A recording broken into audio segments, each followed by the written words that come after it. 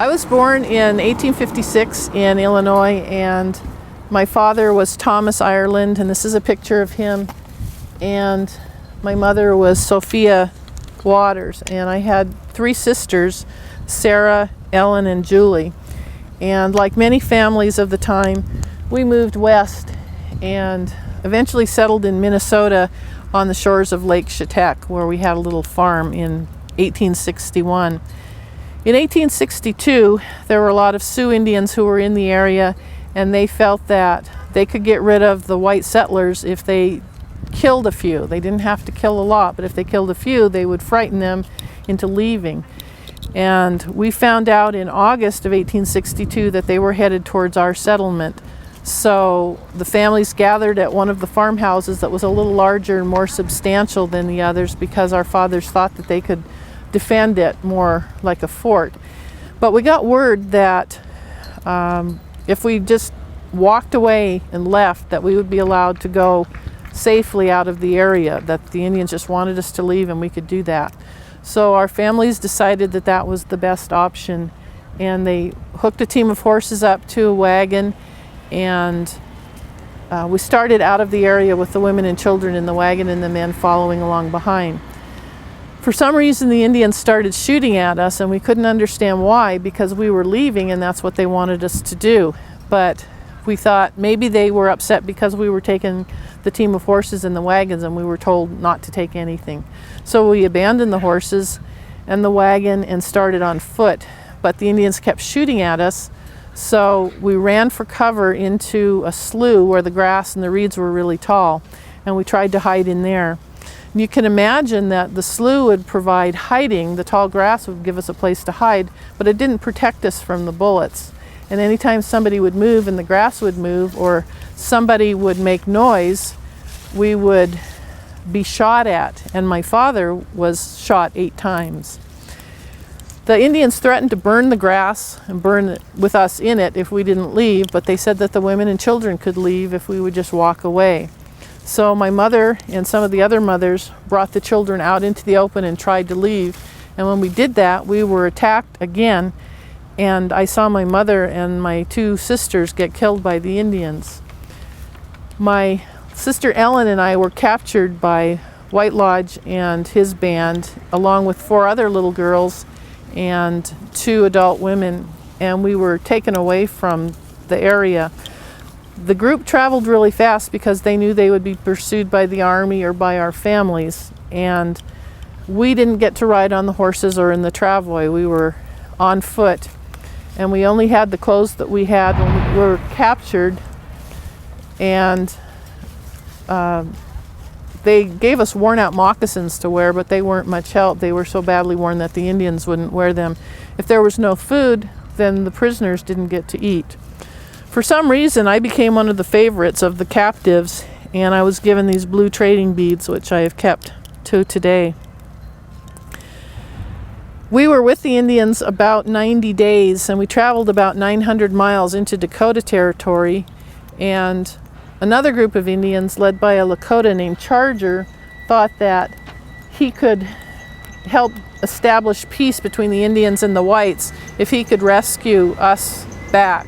So he and about 10 other young men gathered up some ponies and found where White Lodge was holding us, and came in to try to ransom us or buy us from White Lodge. And White Lodge didn't want to let us go, and it took 3 days for Charger to convince White Lodge to let us go. And when we finally did, we were only allowed to leave with 1 poor pony.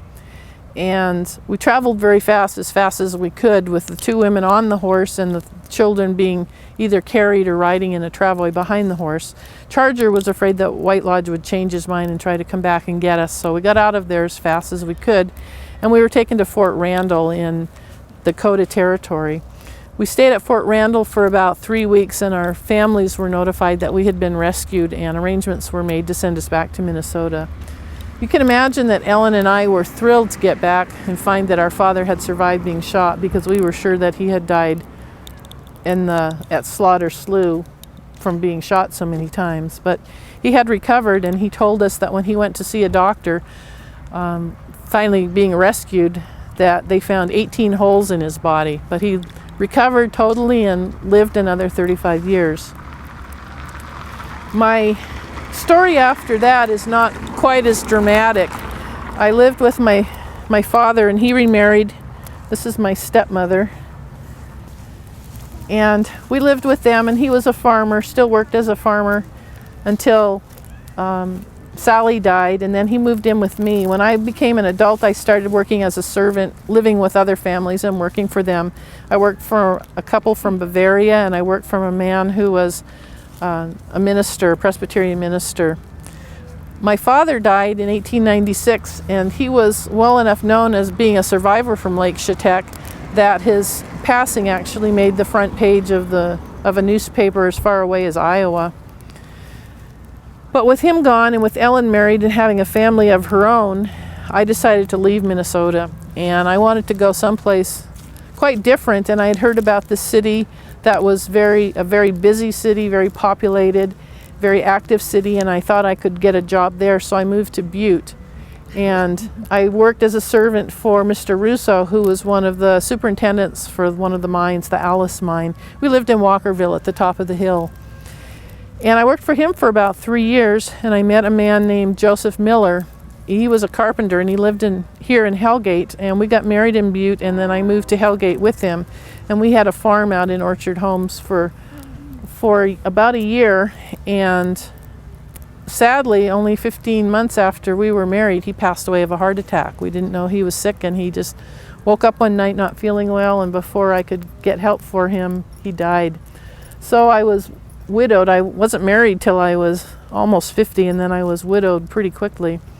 A couple of years later, I married Sam VanAlstine, and we lived out at the farm for a while, and then we moved into a house that we eventually bought at 1117 Grand.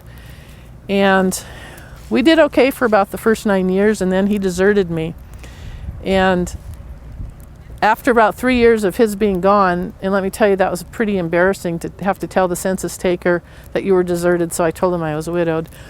After about 3 years, I filed for divorce, but the process server couldn't find him to serve the papers. We had to publish the notice in the newspaper and let everybody know that I had been deserted, which was also very embarrassing, but we still couldn't find Samuel. I had to support myself, and I worked for many years as a cook at the YMCA and YWCA. When I finally died in 1936, I don't know if I died widowed or divorced or just deserted, because I don't know what happened to Samuel. To this day, I don't know where he is. Thank you. Thank you. You're welcome.